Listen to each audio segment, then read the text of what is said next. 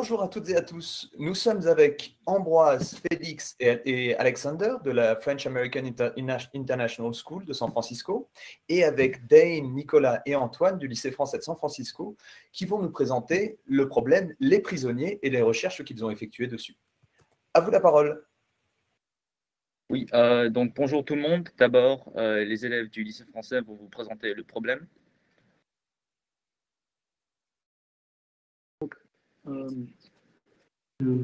Oui. Donc on a deux prisonniers qui sont.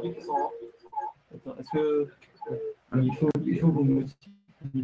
Alors, oui, attention, okay. Ceux qui ne sont Donc, pas en train de parler, prisonniers qui sont et le micro et le son. Par géologie, et on leur offre la possibilité d'être libérés.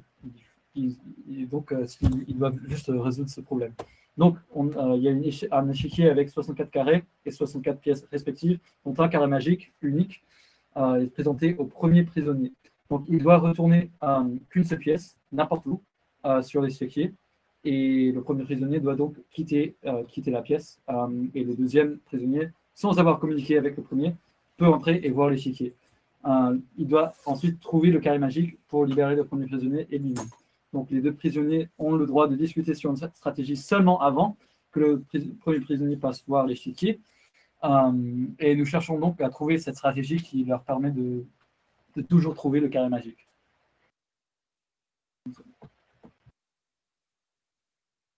Ok, donc maintenant on va juste présenter quelques pistes pour commencer.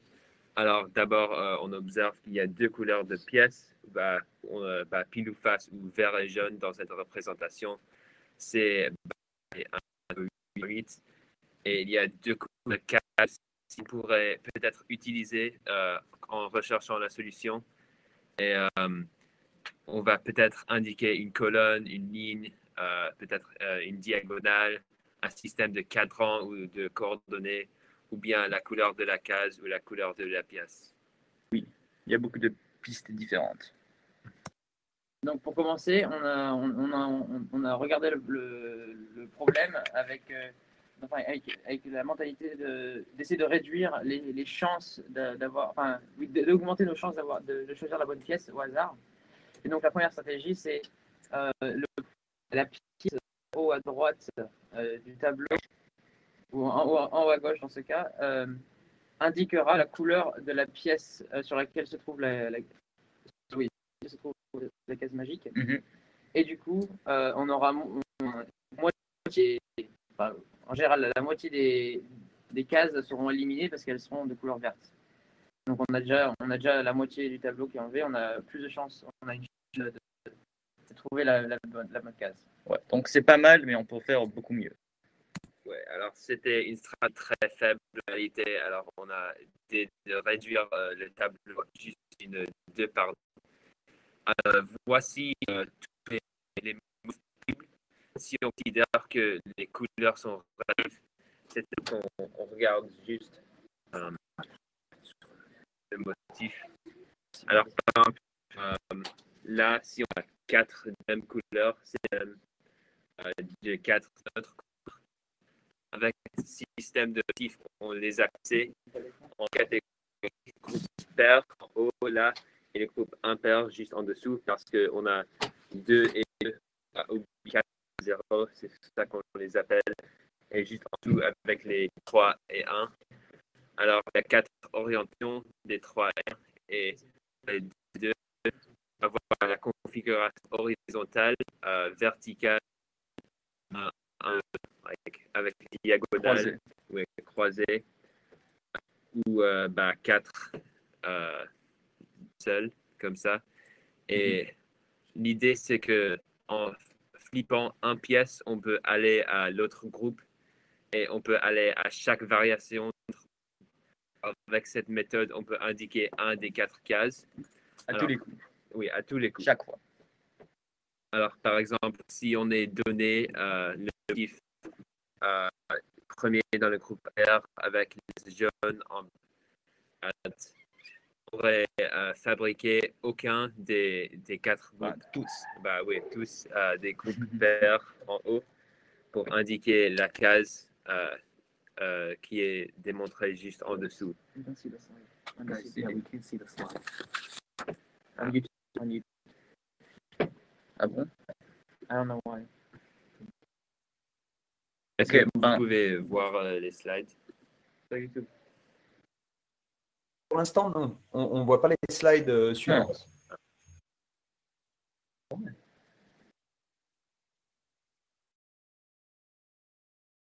Maintenant, ça marche? On est revenu sur votre slide précédente, stratégie 2, dans un tableau 2 par 2. Ça le montre pas. C'est normal, il y a une latence sur YouTube. Donc, les choses n'apparaissent qu'une petite dizaine de secondes après. Pardon. Ok, on est bon? On continue? Alors, ouais, est-ce que vous avez compris le système? Bon.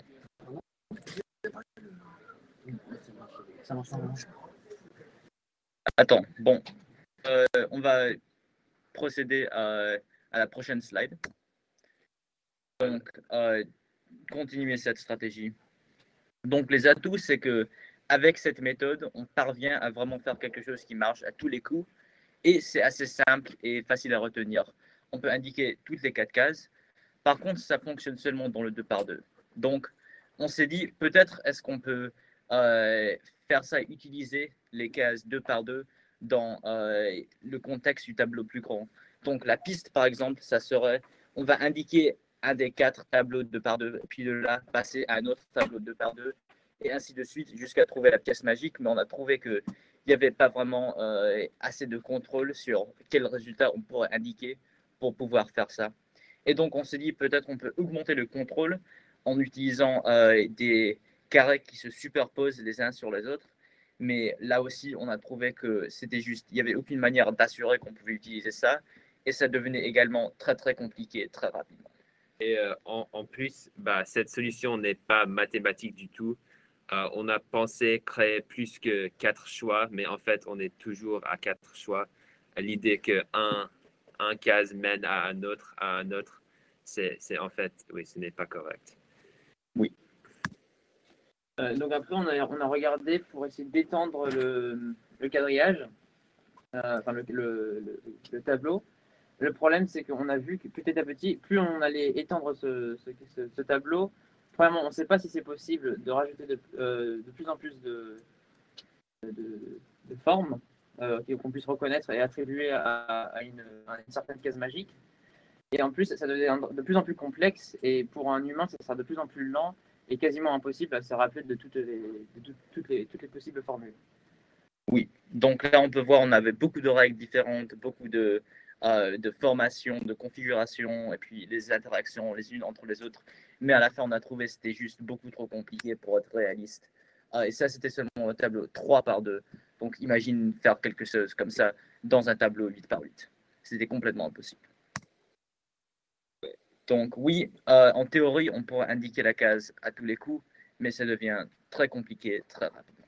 J'ai un cahier de solutions avec des pages de solutions pour cette méthode. Alors, c'était foutu. Et c'est seulement 6 cases en plus. Alors, on a passé, c'est un peu la même stratégie, mais dans un langage différent. On a passé au binaire. Alors, on est toujours dans un 2 par 2 là. Et on a le premier chiffre qui est la case en haut à gauche, le deuxième chiffre en haut à droite, troisième en bas à gauche et quatrième en bas à droite. Et avec cette méthode, on a réussi à transformer les tableaux en chiffres et en nombres binaires. Alors, par exemple, avec ce premier exemple-là, une pièce verte est un 1 et une pièce jaune est un 0. Alors, cette configuration donne 1, 0, 1, 0. Et celui en dessous, c'est 0, 0, 1, 0, par exemple. Alors, ce qu'on a fait là, c'est avec cette nuage de nombres, chaque node représente une configuration 2 par 2 qu'on a retrouvée avant, en fait. Alors là, il y a 16 nodes, mais en fait, il y a une solution parallèle, comme on a considéré que la couleur n'impacte pas le motif. Alors, on a mis dans les mêmes couleurs là la solution dite parallèle, où c'est en fait la même chose, mais c'est juste une autre manière d'écrire ce qu'on avait avant. Et chaque node, chaque nombre là, elle a 4 flèches qui vont à un autre. Alors, cela prouve la méthode précédente. Alors, on a utilisé les nombres là, et on sait qu'avec 4 cases, il y a 16 options. Avec 6 cases, ce qu'on a fait avec le 2 par 3, il y a 64 options. Alors, avec 64 cases, il y aura 2 puissance 64 options, ce qui est beaucoup. Alors là, on perd toujours. Oui. Donc, pour... ouais. Alors là, on est à la stratégie 3. On imagine qu'on va étendre cette solution au tableau avec 64 cases. Alors, c'est bien d'avoir une différente langage, mais elle présente toujours les problèmes. Alors, on a créé une petite équation pour calculer combien de variations de chaque solution il y a, parce qu'avec les méthodes précédentes, on a vu que ça dépend le tableau dont on a au départ, et on va faire quelque chose pour le transformer. Et il y a quelques tableaux qui indiquent une même position de case. Alors, dans un 2 par 2, on a 2 puissance 4 solutions. Ensuite, on divise par 8 parce qu'on considère que les couleurs n'impactent pas le motif. Et ensuite, on divise par 4 parce que on sait qu'on peut flipper chaque pièce une fois pour indiquer les 4 différentes positions. Alors, dans un 2 par 2, comme on a démontré avant, il y a 2 tableaux pour indiquer quelque chose. Alors, cela revient à dire qu'on a le nombre de tableaux divisé par 2 fois le nombre total dans le tableau qu'on choisit. Alors, pour un tableau avec 64 cases, ça vient 2 puissance 64 sur 2 fois 64, qui donne 2 puissance 57 variations de chaque solution, et alors 2 puissance 57 tableaux qu'il faudra connaître pour indiquer chaque case magique. Alors, une grande crainte pour l'homme qui ne saura jamais ça. Et même pour un ordinateur, ça fait beaucoup d'informations, y faire apprendre et à coder. Alors, en théorie, c'est peut-être possible, mais vraiment, à l'échelle d'un prisonnier, c'est impossible. Donc, en fait, on s'est dit complètement recommencer. On va jeter tout ça. On va essayer de voir si on peut seulement le nombre et faire beaucoup plus simple. Donc, en fait, on a donné chaque case une valeur de 1 à 64. Puis la case est ou allumée ou éteinte. Donc, le vert, ça sera allumé dans ce cas et le jaune, c'est éteint. Donc, par exemple, ce tableau a une valeur de 2 plus 4 égale 6 parce que ça, c'est la deuxième case et ça, c'est la quatrième. Et puis, pour trouver un numéro correspondant à une case dans l'échiquier, donc le 6, il n'y a pas de case 6, on va utiliser le modulo. Donc, par exemple, là, si on a tous les verts qui sont allumés, eh ben, on va avoir 10, mais 10 modulo 4, c'est 2. Donc, en fait, ce tableau indiquerait a priori cette case-là. Et on peut utiliser ça à une échelle beaucoup plus grande pour pouvoir trouver, essayer d'indiquer une des cases. Donc, comment coder? En fait, en utilisant le modulo, on peut changer une des cases et additionner un numéro pour atteindre la case magique, ou soustraire un numéro pour atteindre la case magique, parce que si on va en dessous du modulo, on peut trouver quelque chose qui est plus grand. Donc ça, il y a plusieurs options pour atteindre la case magique. Donc par exemple, si l'échiquier indiquerait au début 11 et on veut indiquer la case magique 42, on peut additionner, ça dit 33 en fait, ça devrait être, on additionne 31 ou on soustrait 33 pour atteindre cette case magique. Et on va montrer un exemple. Donc, là, on a la valeur de l'échiquier quand on additionne tout, 714, ce qui correspond à 10 modulo 64. Et la case magique, ici en rose, se trouve à la case 30. Donc, pour aller de 10 à 30, on peut ou additionner 20 ou soustraire 44. Donc là, pour additionner 20, on peut, comme vert c'est allumé, si on transforme jaune en vert sur la case 20, ça va additionner 20 à la quantité totale de l'échiquier. Et là, on peut voir, on peut effectuer ça. L'autre option, ça sera de retourner le 44 du vert au jaune pour soustraire 44. Mais comme on peut voir, l'échiquier a le 44 positionné sur le jaune et pas le vert. Donc, c'est une impossibilité. Mais il y a deux options possibles. Donc là, on transforme le jaune en vert dans ce tableau-là. Et on peut voir que la valeur de l'échiquier monte à 734, ce qui correspond à 30 modulo 64 et donc la case magique. Et donc là, le premier prisonnier va entrer dans la salle, compter les cases, puis trouver quelle case retourner. Et le deuxième prisonnier va ensuite faire la même chose et trouver la case magique. Par contre, il y a un problème. Donc, il y a des exemples impossibles. Ici, pour ce tableau, par exemple, la valeur de l'échiquier correspond à 6 modulo 64, avec la case magique étant sur le 28. Donc, où il faut additionner 22 ou soustraire 42.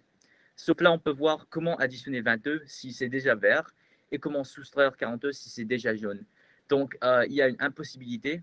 Et en fait, mathématiquement, ça fonctionne exactement 75% du temps. Parce qu'il y a une pièce qu'on peut retourner.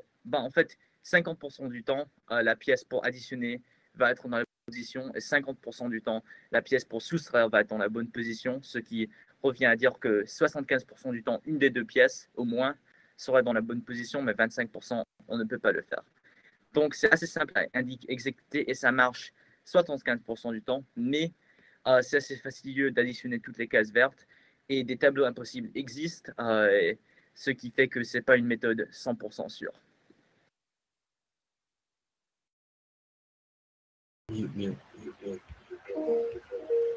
Donc nous avons mis en commun les élèves de LFSF et FASE pour ce problème. On a trouvé qu'on avait les deux groupes, on avait un peu des solutions différentes, aussi une démarche différente. Pour nous, les élèves de LFSF, ce qu'on a fait, c'est en premier, on a créé un système où lorsque la deuxième pièce est pile, le carré magique et le premier carré, comme on peut le voir dans l'illustration à la droite. Et lorsque la deuxième pièce est face, le carré magique est donc le deuxième carré. Et ici, donc le carré magique est représenté par la clé. Mais on a essayé ça avec plusieurs échantillons de 2x4, 4x4, de 2x2 et 4x4, et on a vu que ça ne marchait pas avec ces échantillons. Mais on peut voir que ça marche avec deux cases. Prochaine slide.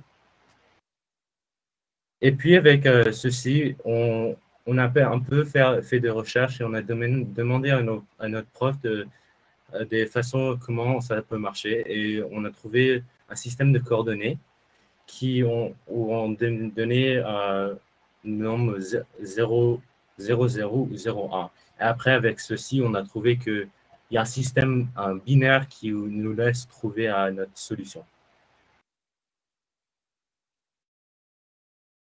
Voilà notre solution. Donc, tout d'abord, on a essayé sur un échiquier de 2 par 2. Donc, on a commencé par numéroter les cases, les 4 cases par nombre binaire. Donc, on voit bien de gauche à droite, on a 0, 0, puis 0, 1, puis 1, 0, puis 1, 1. Et puis, on a aussi, sur la légende que vous pouvez voir, ici, dans ce cas, on a 2 pièces pile et 2 pièces face. Et dont la case en rose, c'est le carré magique. Donc, le premier prisonnier devrait entrer, il voit l'organisation de ces pièces, et puis il doit additionner les nombres binaires des 2 pièces pile seulement. Donc là, il fait l'addition 0, 1 plus 10, ou 1, 0, puis on fait l'addition, donc, comme on peut voir ici, sur l'ajout binaire, 1 plus 0, ça nous donne 1, et puis 0 et 1, ça nous donne 1 aussi. Donc, on retrouve 11. Or, 11, ce n'est pas le nombre binaire du carré magique. Donc, il faut changer. Donc, on voit bien que ici, dans la case solution, il faut trouver un nombre qu'on peut retourner pour changer cet ajout. Au lieu d'avoir 11, on a 10. Donc, on voit bien, on fait qu'est-ce qu'il faut, quel nombre est-ce qu'il nous faut pour avoir un 0, 22, 1. Donc, on voit bien ici que sur la première partie, on a 1, 1. Et puis, il faut garder l'autre 1. Donc, on a, comme on a 11, comme le nombre, il nous faut 10. On ajoute 0, 1 et puis on retrouve 10. Et donc, 0, 1, c'est la case en verte. Et c'est celle-là qu'il faut retourner. Donc, comme elle est déjà pile, elle devient face. Et puis, on n'a que 10 qui est retourné. Et donc, ça, c'est le nombre binaire qu'on compte. Et on voit 10 et ça, c'est le carré magique. Et donc, le deuxième prisonnier vient, il compte dans ce cas, le seul carré qui est retourné, donc qui est pile. Et donc, il a 10. Et puis, voilà. Donc, le même principe de solution s'applique au cas d'un échiquier 8 par 8. On commence par numéroter en chaque case de l'échiquier avec les nombres binaires, commençant par 0 et allant jusqu'à la 64e case, où la case finale prend pour valeur 111 111. Donc, en premier, on note tous les nombres en binaire correspondant à des cases piles et on les ajoute dans leurs colonnes respectives. On ajoute dans la base binaire, donc 1 plus 1 égale 0, mais on ne rapporte pas le 1 dans la prochaine colonne pour assurer qu'on n'a pas des nombres trop grands. Donc, au final, on obtient le nombre en bleu 110 000. Donc, le premier prisonnier connaît le nombre binaire du carré magique. Donc, la prochaine étape consiste à retrouver la case, qui permet par ajout binaire de passer de 110 000 à 111 111. Donc, on le voit, c'est le nombre en vert, le 11 111, qui permet de transformer tous les zéros en 1 et puis changer le 1 à la deuxième place de la gauche en 0 et puis gardant le 1 à la fin. Donc, cette case est celle qu'on doit retourner. Et puis, quand le deuxième prisonnier revient, il n'a que juste à réajouter les carrés piles et il retrouve le carré magique, 10 100, 101 111. Donc, oui. Merci beaucoup. C'est ça la solution qu'on a retrouvée, je pense. Ouais. Ça marche dans tous les cas. Oui. On présume, on conjecture. Oui. Voilà.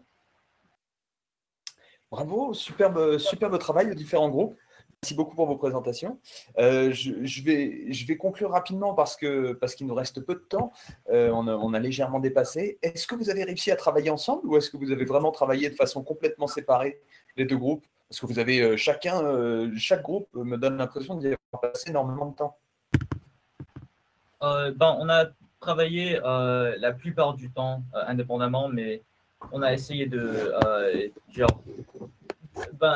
on a un peu comparé nos solutions aujourd'hui, mais la plupart du temps, oui, on était indépendants. D'accord. Et il y a des choses particulières qui vous ont mis la puce à l'oreille par rapport au binaire? Est-ce que vous êtes en même temps élève en NSI ou quelque chose comme ça? Qu'est-ce qui, dans les différents groupes, vous a donné l'idée d'utiliser du binaire? Pour moi, je suis en NSI et c'était intéressant de voir qu'en fait, il ne fallait pas faire l'ajout binaire classique où on rapporte le 1 en excès, que par exemple dans cette opération, le 1 et le 1, normalement, ça donne un autre 1 sur l'autre côté. Mais, et puis, ce 1 se rajoute à une autre case. Mais en fait, on n'a pas de case qui correspond à ce nombre. Donc, on ne peut pas vraiment remporter le 1. Donc, c'était intéressant à voir comment il fallait utiliser l'ajout binaire, mais pas vraiment. Ouais, c'était un peu différent. Mais alors, puisque vous avez retiré ce fait, je ne voudrais pas tomber d'avoir 10 combinaisons qui donnent le même. Attends, on ne vous a pas bien entendu, vous coupez là. C'est-à-dire, c'est retenu 1. Est-ce que vous n'avez pas finalement différent que les sommets total, bien que ce soit des sommes différentes? Et c'est une de votre... En fait, oui, on a à la fin eu ce système un peu similaire parce que nous deux, on utilisait des nombres et on additionnait le tableau tout entier. Sauf que eux, avec cette méthode d'ajout binaire, ils avaient la possibilité, je crois, de changer et d'affecter mieux le numéro et de pouvoir le changer en tous les coups. Pendant que nous, comme on utilisait seulement des nombres, tu vois, à base 10, c'était beaucoup plus compliqué parce que des fois, on trouvait des échecs impossibles. D'accord. Un grand merci au groupe que vous avez mis et qui était non, mais parole et parole à travaux de les élèves.